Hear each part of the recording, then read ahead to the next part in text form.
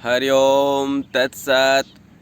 आज अगले 10 मिनट में हम लोग ब्रह्म ज्ञानी और देहाभिमानी के बीच थोड़ा सा चर्चा करेंगे। ये दोनों क्या हैं?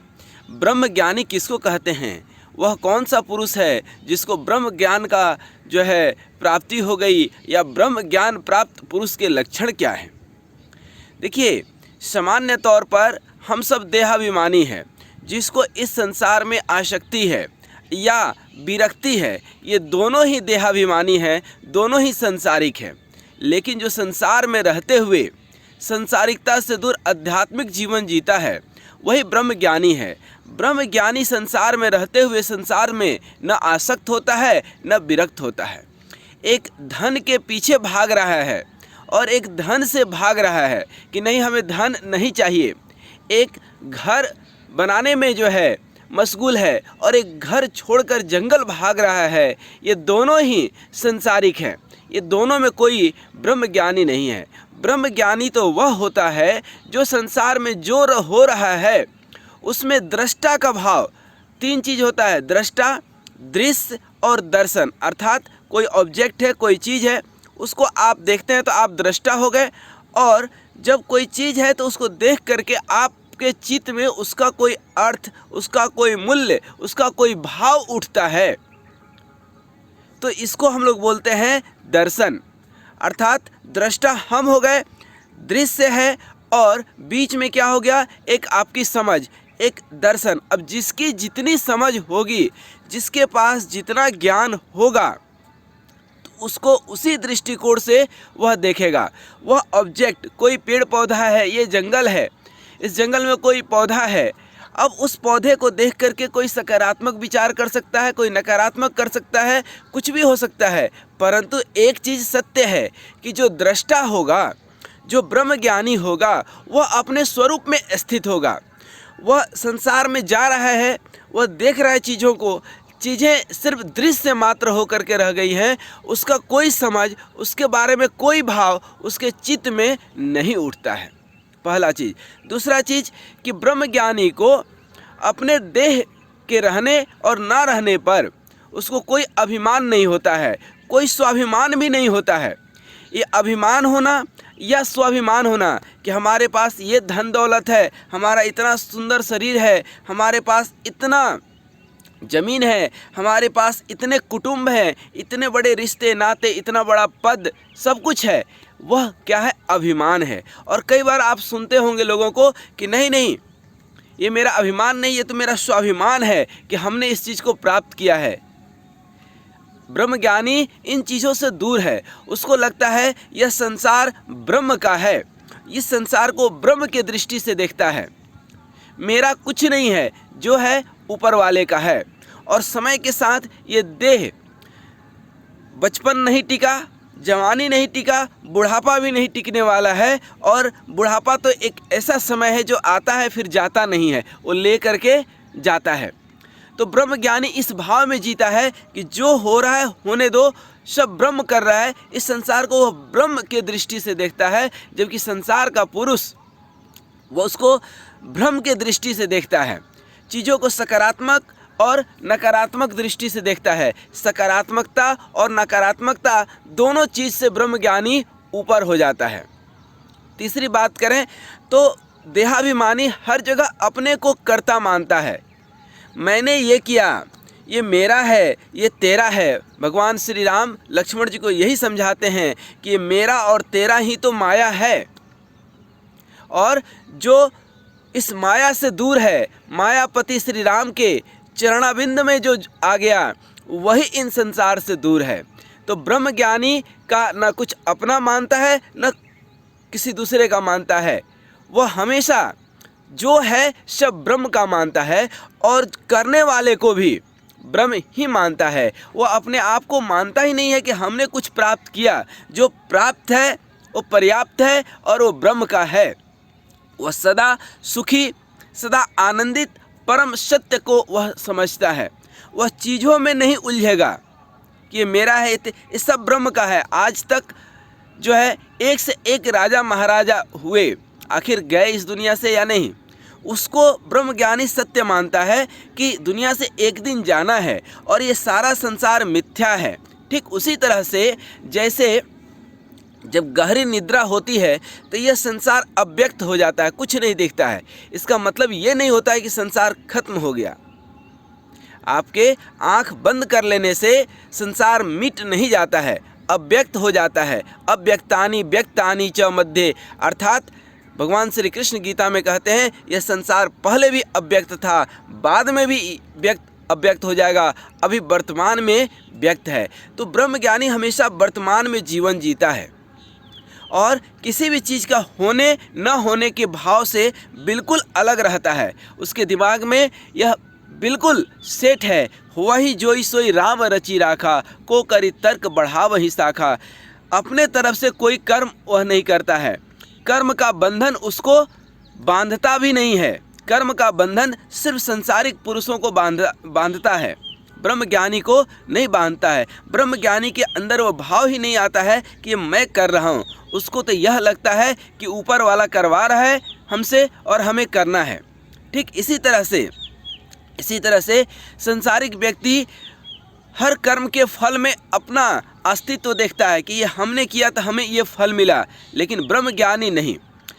और ब्रह्मज्ञानी ऐसा भी नहीं करता है कि कर्म से जो है वह दूर हो जाए, क्योंकि कर्म, कृष्ण भगवान गीता में कहते हैं कर्मण्यवादी कार्यस्तु, कर्म तो करना ही पड़ेगा, लेकिन कर्म के फल में आसक्ति ना हो, ऐसा भाव होना चाहिए।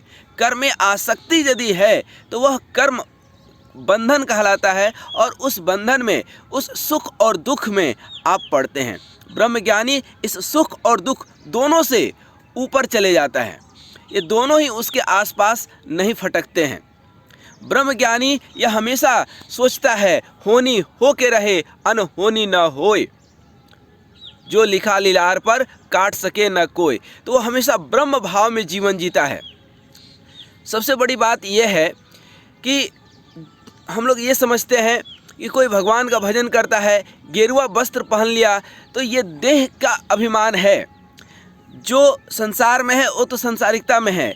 कई बार जब हम लोग अपना वेशभूषा चेंज करते हैं, बदलते हैं, चंदन, टीका, माला, वस्त्र धारण करते हैं, तो अभिमान हो जाता है कई बार, तो वो भी एक अभिमान है। हालांकि ये वेशभूषा सिर्फ भाव का भूखा है कि हमें ये बार बार याद दिलाए कि साधु होना एक स्वभाव है। हम अपने स्वभाव को बदलें। संत होना, जिसका रोम रोम प्रेम से अनंत हो गया, वही तो संत हो गया। तो साधु होना और साधु बनना दोनों में ज़मीन आसमान का अंतर है, क्योंकि ये मन का भाव है, ये विचार का भाव है, और जहाँ विचार भी समाप्त हो जाता है वह ब्रह्म ज्ञान को प्राप्त होता है। तो यदि यह विचार भी आ रहा है मन में कि हम साधु हैं, इसका मतलब कि साधुत्व की प्राप्ति नहीं हुई। कहते हैं ना कि मन ना रंगाए जोगी, रंगाए जोगी कपड़ा, अर्थात मन को हमने बदला नहीं और कपड़े बदल लिए, तो इससे संतत्व, इससे धर्मगुरु कोई नहीं होता है। धार्मिक होना अलग बात है और धर्म का ढिढोरा पीटना एक अलग बात है। एक समय था जब लोग धर्म के लिए जीते थे, धर्म के लिए स्वयं को उड़ेल देते थे, स्वयं को धर्म के प्रचार और प्रसार के लिए एक सहारा मात्र बनाते थे। आज ठीक उल्टा हो गया है। आज धर्म को सहारा लेकर के लोग अपना प्रचार और प्रसार में लगे हुए हैं। ये संतत्व नहीं है। यदि कोई सोच रहा है कि कोई खूब दान मिले, हम खूब बड़ा आश्रम बनाएं, हमारे भक्त, हमारे फॉलोअर्स ज़्यादा से ज़्यादा हों, तो ये तो अहंकार है, और यही अहंकार तो कर देता है जीवन बेकार। ये ब्रह्म ज्ञान को प्राप्त पुरुष के लक्षण नहीं है। ब्रह्म ज्ञान तो हमेशा, ब्रह्म ज्ञान उसको कहते हैं जो हमेशा समय के धारा के साथ बहते चले, समय में अपना दिमाग नहीं लगाए, उलझे नहीं, सुलझे। यह संसार बसने के लिए मिला है, यह संसार अपने उद्धार के लिए मिला है। संसार में बसिए, फंसिए नहीं, संसार में सुलझिए, उलझिए नहीं। ब्रह्मज्ञानी संसार में कभी भी उलझता नहीं है। वह तो इतना विनम्र होता है, विनम्रता में इतना विनम्र होता है कि वह समझता ही नहीं कि मैं कर रहा हूँ। इतनी विनम्रता किसी चीज़ में, क्रोध नाम का कोई चीज़ ही नहीं, क्यों क्रोध करना। काम, क्रोध, मद, लोभ, ये चार जो है नाथ नरक के पंथ, ये नरक के द्वार हैं। तो कामना खत्म हो गई, महत्वाकांक्षा कुछ है ही नहीं, वासना दूर दूर तक नहीं है। क्रोध तो कामना से ही प्रकट होती है, क्योंकि कामना की जब पूर्ति नहीं होती है तब क्रोध मन में आता है। तो कामना मिट गई, क्रोध मिट गई, मद अर्थात नशा व्यसन तो सोच ही नहीं सकता है, और लाभ कहीं देखता ही नहीं है, हर जगह हानि, लाभ, सुखे दुखे समय कृत्वे। तो लाभ से ही तो, लाभ में एक डंडा है, ल आकार, एक डंडा, एक ऊपर और डंडा बढ़ा दीजिए तो लोभ हो जाता है। यही लोभ तो नरक का द्वार कहा जाता है। तो ब्रह्मज्ञानी इन चारों से बिल्कुल मुक्त होता है, और वह न संसार में रहता है न संसार से भागता है, संसार में रहते हुए भी संसार में वो नहीं है। तो ब्रह्मज्ञानी की विनम्रता चरम सीमा की होती है, आप उसकी परीक्षा नहीं ले सकते हैं। और ब्रह्मज्ञानी का मतलब कतई नहीं है कि वह वस्त्र धारण करे, अपना प्रचार प्रसार करे। वह तो कहीं इस जंगल में या कहीं अपने घर में या जिस तरह की जैसी सुविधा मिली है वह अपने भाव को भगवान में समाहित किए रहता है, वही ब्रह्मज्ञानी का लक्षण है। उसके जीवन में कोई तर्क वितर्क नहीं है, उसके जीवन में तो सिर्फ और सिर्फ समर्पण का भाव है, और जहाँ समर्पण है वहाँ स्वर्ग है। हम लोग के हर व्यक्ति के घर में गीता का सार लगा हुआ है, जो हुआ अच्छा हुआ, जो हो रहा है अच्छा हो रहा है, जो होगा अच्छा होगा। लेकिन इस चीज़ को पढ़ना सुनना बहुत अच्छा लगता है, लेकिन क्या इसको हम भाव में उतार पाते हैं? क्या हमारे जीवन में जो भी घटना घटता है उसको क्या हम बोलते हैं कि बहुत अच्छा हुआ? नहीं।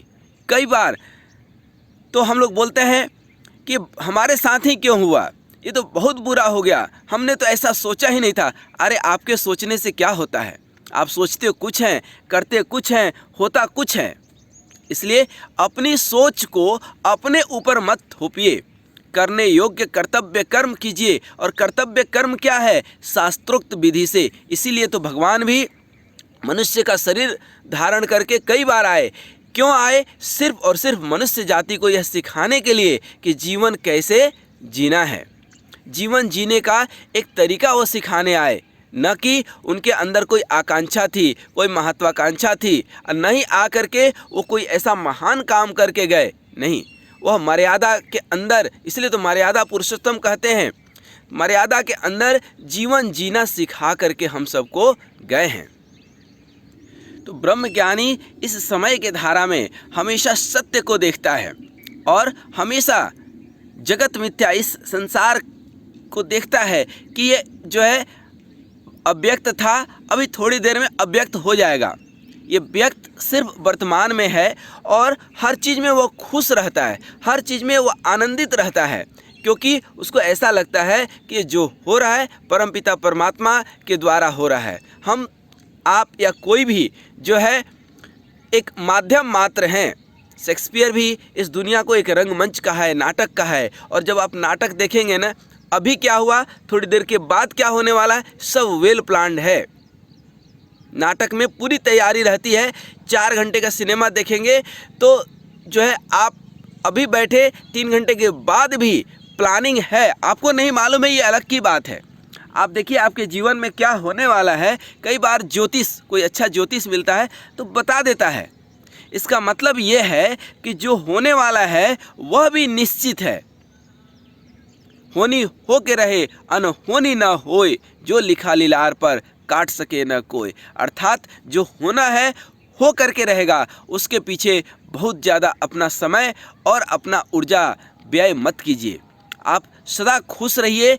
ये संसार में रहते हुए भी सफलता का एक सूत्र है, और बाद बाकी तो ये ब्रह्म ज्ञानी का लक्षण है कि वो हर चीज़ में अच्छा ही अच्छा देखता है, क्योंकि यह संसार, यह सृष्टि किसकी है? ब्रह्मा जी की है। और ब्रह्म ज्ञान प्राप्त पुरुष अपने ही ब्रह्म दृष्टि में उसमें गलत कैसे देखेगा? ये तो हमारे आँखों का दोष है, ये तो हमारे नज़रिया का दोष है कि हम अच्छाई में भी बुराई खोज लेते हैं। और जब ब्रह्मज्ञानी पुरुष, तो बुराई में उसके लिए कुछ बुरा नहीं है, क्योंकि यह संसार किसका है? ऊपर वाले का है। ये तो हमारी समझ जो है गलत है तो कहीं गलत दिखता है, समझ अच्छी रहती है। जब आप प्रसन्न चित्त रहते हैं तो सारा संसार प्रसन्न चित्त दिखता है। जब आप दुखित रहते हैं, संकटग्रस्त रहते हैं, तो ऐसा लगता है कि सारा संसार में संकट ही संकट है। इसलिए हम ब्रह्मज्ञानी तो हर व्यक्ति नहीं हो सकता है, लेकिन एक प्रयास जरूर हो सकता है कि इस संसार में रहते हुए अपने करने योग्य कर्तव्य कर्म करते हुए और सुखी और शांति से जीवन जिए। ज़्यादा भाग दौड़ हाय हाय करने का कोई मतलब नहीं है। हम ब्रह्मज्ञानी और जो है देहाभिमानी के बीच जो अंतर बताए, सिर्फ इसलिए बताए कि शायद थोड़ी सी परछाई पड़ जाए हम सबके जीवन पर, तो ये जो देहाभिमान है, जो हमें संसार का ये जो मिथ्या अहंकार है, जो हमारे जीवन को कर रहा बेकार है, उससे थोड़ी सी राहत मिल जाए और हमारा जीवन सुगम बन पाए, सरल बन पाए। सरल मतलब क्या? स से सीता जो भक्ति की प्रतीक है, र से राम जो ज्ञान के प्रतीक है, और ल से लक्ष्मण अर्थात जो वैराग्य के प्रतीक है। अर्थात हम जो भी काम करें भक्ति पूर्वक करें, निष्ठापूर्वक करें, ज्ञान अर्जन करें, और सब कुछ करने के बाद भी वैराग्य का भाव हमारे जीवन में हो। यही होता है सरल होना। तो जीवन हम सरल होकर के जिए, सहज होकर के जिए, और ब्रह्म ज्ञान को प्राप्त करना तो एक अलग की बात है, लेकिन हम एक प्रयास तो कर सकते हैं। और कोई भी काम हम प्रयास इतना भरपूर करें जैसा कि यह अंतिम प्रयास हो, और प्रार्थना ऐसा करें जैसा कि यह हमारा प्रथम प्रार्थना हो। पूरे भाव से हम भगवान का भजन करें, क्योंकि यह भगवान का भजन ही जीवन के साथ भी है और जीवन के बाद भी है। यही भगवान का भजन जीवन में हमें, आपको, सबको आनंदित करने वाला है। इस उम्मीद के साथ कि हम अपना जीवन सहज बनाएंगे, सरल बनाएंगे, सुगम बनाएंगे और हमेशा चेहरे पर मुस्कुराहट रखेंगे। हरि ओम तत्सत, हरि ओम तत्सत।